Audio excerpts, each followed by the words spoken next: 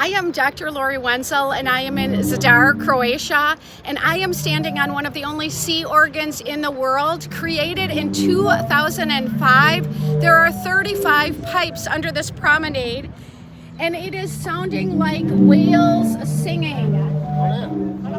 Every moment the sound changes. And so just turn up your phones and take time to listen to this haunting sound that was created for us in Zadar, Croatia in 2005. And if you like this video, don't hesitate to subscribe and see where my husband and I are headed to next.